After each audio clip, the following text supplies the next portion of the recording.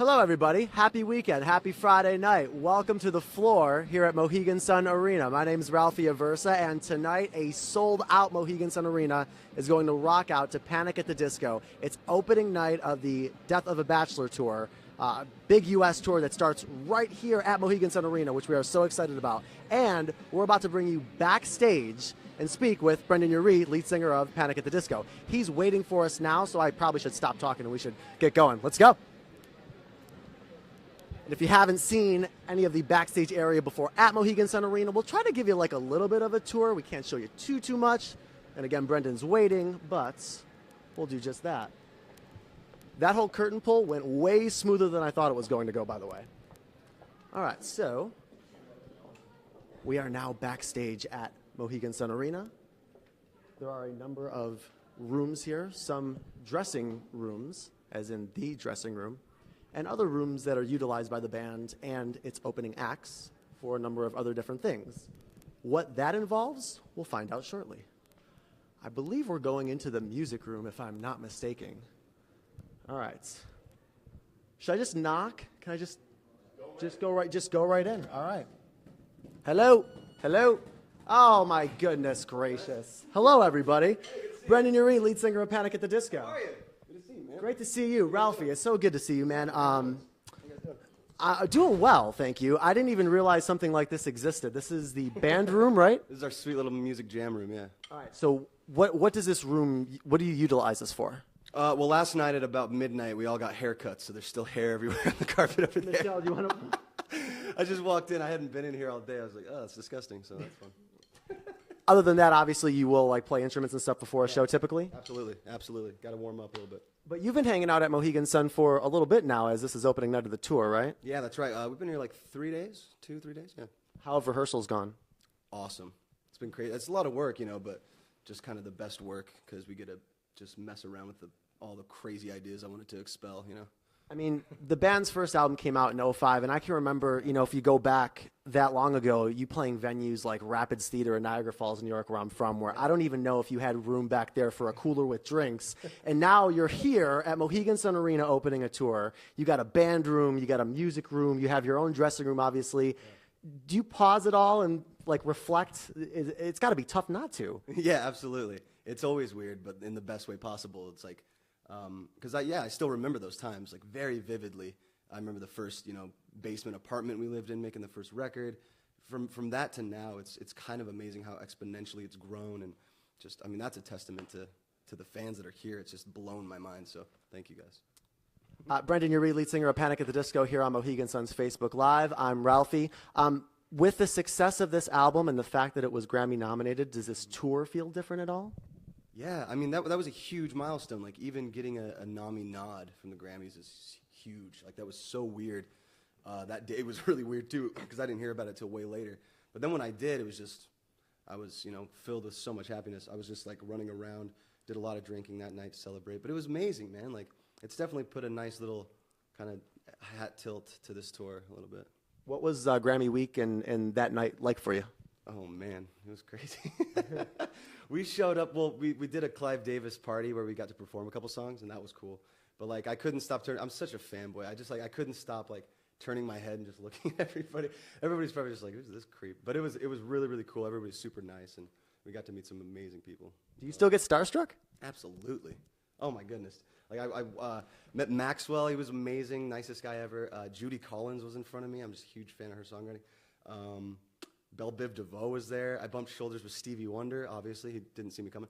But it was, which is so funny because he was messing around with Ricky Minor, who was the band leader, and he's making all these blind jokes. Like, just, he's got so many just, like, rallied up, man. He's such a funny character. It's super, super nice. That's got to make things at least a little more, like, laid back, though, and maybe take some of the nerves off, right? Yeah, absolutely. I mean, yeah, when you can connect with somebody on, like, a personal level where it's not just, you know, fanning out over them and freaking them out a little bit. But you can actually have, like, a real conversation, joke a little bit. It definitely eases the tension a little bit, yeah. When you tour, obviously, certainly not your first time, but this is a big arena tour, sold-out show tonight. Like, what's the one thing that you need to have on tour? Like, the one thing that you can't tour without it? Oh, man. That's particular, specific to you. I mean, obviously, there's like a lot of obvious things. You need instruments, you need sound guys, and all that stuff. But is there anything in particular that you have, whether it's something on your rider or something that you just like to bring along with you that you always have with you? Yeah, beer. Okay. Beer is. I drink a lot of beer, and yeah, it's nice. Like never before the show. I never try to get like messed up before the show, but we do one celebratory shot as like ritual before. It just kind of kills the hyper awareness, so that we're not up there like reading too many signs and I'm forgetting lyrics and stuff. But yeah, it's nice. It just kind of kills the tension a little bit. What's the shot usually of? Tequila. We did one night where we tried, or actually I think it was like 2 shows. We tried whiskey, and we all noticed like on stage. This is gonna sound so weird, but we were on stage and we all just kind of looked at each other and we all felt grumpy, like just old men. We were like, meh. Like we didn't want to be up there. Then after we got off stage, we were just like, get off of me. Like we were just like really grumpy. And I was like, I think it was the whiskey. So then we started doing double shots of tequila, and that worked. Then it was just a party.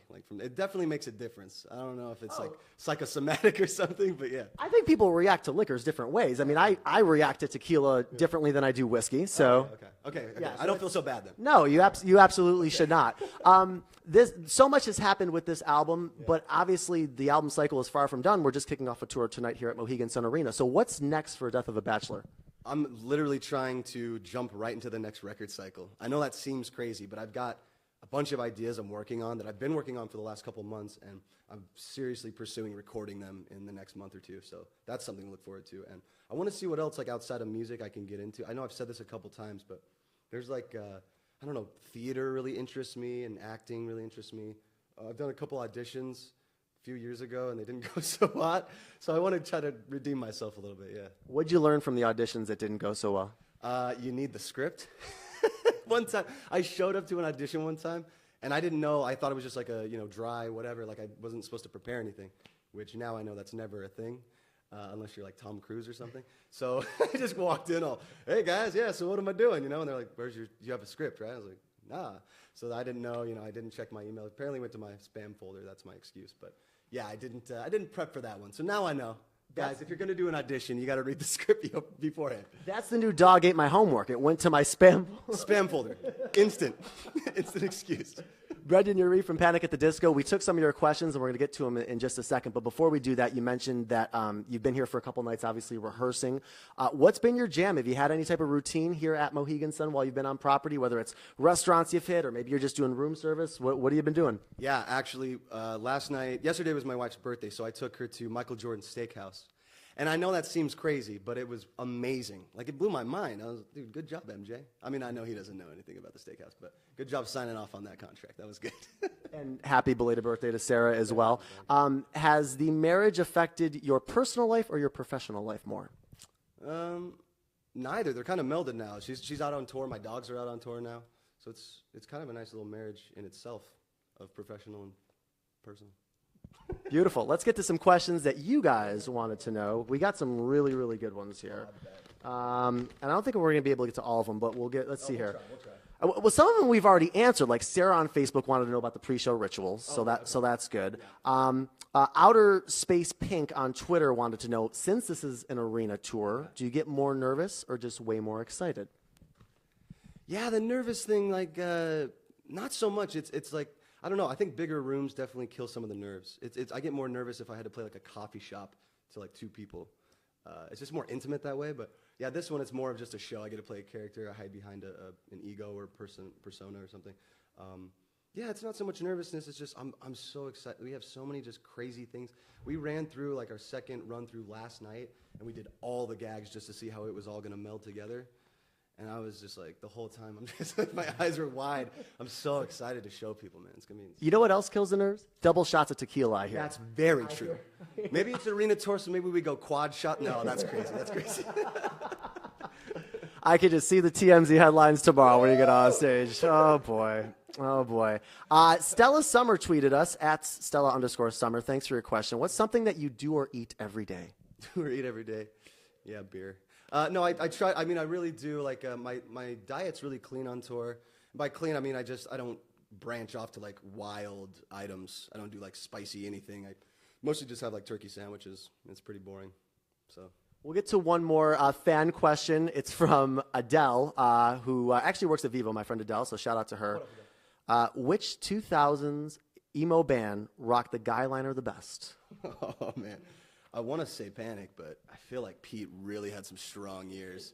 Fall Out Boy might hold the crown for that one. I feel like he pioneered the term guy liner. He really did. I mean, the first time I saw that much makeup on a dude's eyes, I think it was Pete. Yeah, that he was definitely setting the standard. We're wrapping up with Brendon Urie. After all, Panic at the Disco is kicking off their U.S. tour right here at Mohegan Sun Arena tonight. So we got to let them go in a minute. But we're going to do one more thing. Of course, I have a deck of cards, and I'm not going to. I don't know any tricks, but it's kind of like a truth or there's two dares in here and a bunch of truths. So you just pick one, and then whatever it is, you got to do or answer. Okay. I bet you're just lying to me, and they're all dares. I wish they were, but they're. Okay. No, you're right. So what'd you pull? What is one thing that keeps you up at night? My dogs. They just bark. They're like yippers. They're little terriers. But other things, I know I'm gonna be almost 30. I'm almost 30. I'm gonna be 30 in April, and I'm still afraid of the dark sometimes. Dude, you know what's so crazy? Is like I'll be in bed, and like when I was a kid, you got like your hands out, and then you just like put them in the blanket, and then like for some reason that would keep the monsters out. Yeah, I still do that sometimes. I'll just like have them out of the bed, and I'll be like. I get like an uneasy feeling, and then I was just like, It's a weird thing. I don't know. It's none of my business, but now that we've broached the subject, what is Sarah doing when that, like, is she like, what is going, what is happening? She's fast asleep. She doesn't know this is happening. I'm tortured. I'm torturing myself when this is all going on. Yeah, it's awful. It's terrible. Death of a Bachelor is out now. Again, the arena tour kicking off tonight inside a sold-out Mohegan Sun arena. So maybe you should do the try shots. Maybe try shots. Maybe the three is good. The happy medium. Brendon Urie, we always appreciate a few minutes, buddy. Always. Thanks, man. Talk to you guys. Thank you.